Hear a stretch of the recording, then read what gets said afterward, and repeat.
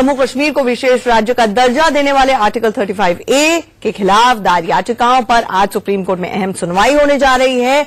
Chief justice of India दीपक मिश्रा की अध्यक्षता वाली 3 जजों की पीठ मामले की सुनवाई करेगी। कोर्ट इस बात पर सुनवाई करेगी कि आर्टिकल 35A संविधान के मूलभूत ढांचे का उल्लंघन है या नहीं है।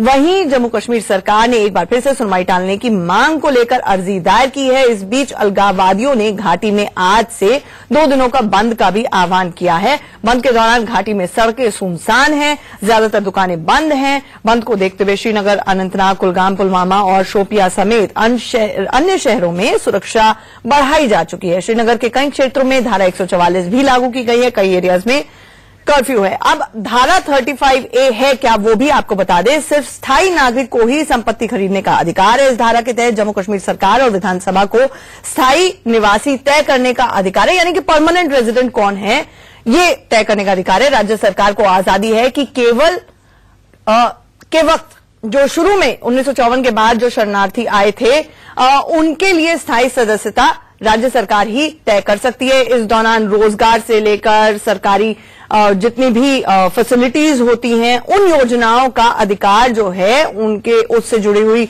जो सहूलियतें हैं वो सिर्फ स्थायी नागरिकों को ही दी जाती है। तो लबोलबाब 35A का ये है।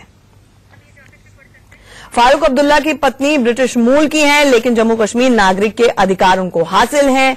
जबकि अलगाववादी मीर वाइज उमर की पत्नी पाकिस्तान मूल की हैं, लेकिन अधिकार हासिल हैं। अब ऐसी कई महिलाएं हैं जो राज्य से बाहर शादियां करती हैं, उनको ये अधिकार हासिल नहीं है।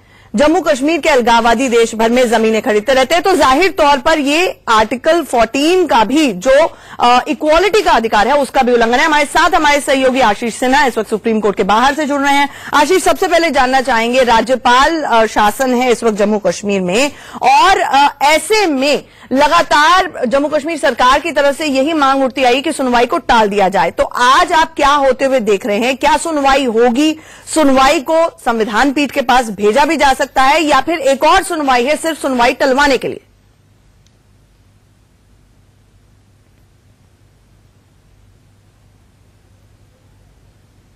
मांग की गई थी, ये कहा गया था कि जम्मू कश्मीर में लोकल बॉडी फोर्स है, लिहाजा मामले की सुनवाई आज जो होनी है उसको टाल दिया जाए। आपको आज ध्यान में होगा सर, पिछली जब सुनवाई हुई थी उस समय भी राज्य सरकार की तरफ से यही दलील दी थी, लेकिन तब कोर्ट ने कहा था कि हम ये तय करेंगे कि मामले को संवैधानिक पीठ में भेजा जाए या नहीं। अगर हम याचिकाकर्ता की बात करें तो उनका साफ तौर पर आरोप है कि राज्य सरकार इस मामले की सुनवाई टालना चाहती है, वो नहीं चाहती कि सुप्रीम कोर्ट में सुनवाई आगे बढ़े। सबसे अहम बात है कि जम्मू कश्मीर में लोकल बॉडी के फोर्स कब होंगे ये तय नहीं है। अभी तक कोई ऐसा नोटिफिकेशन नहीं आया है, लेकिन राज्य सरकार बार बार इसका हवाला दे रही है। अब सब कुछ निर्भर कोर्ट पर करता है कि क्या कोर्ट राज्य सरकार की जो मंशा है, राज्य सरकार ने जो लेटर दिया है उसके बावजूद इस मामले की सुनवाई आगे बढ़ाती है। और अगर आगे बढ़ाती है तो क्या, जैसे पिछली बार जस्टिस दीपक मिश्रा ने कहा था कि इस मामले में संवैधानिक पहलू इन्वॉल्व है, ऐसे में इस मामले को लार्जर बेंच यानी कॉन्स्टिट्यूशन बेंच में रेफर किया जा सकता है, इस पर उन्होंने संकेत दिया था। क्या उस पर वो गो अहेड करेंगे? ये तमाम बातें आज जब मामले की सुनवाई शुरू होगी तब ये साफ हो जाएगा। हमारे साथ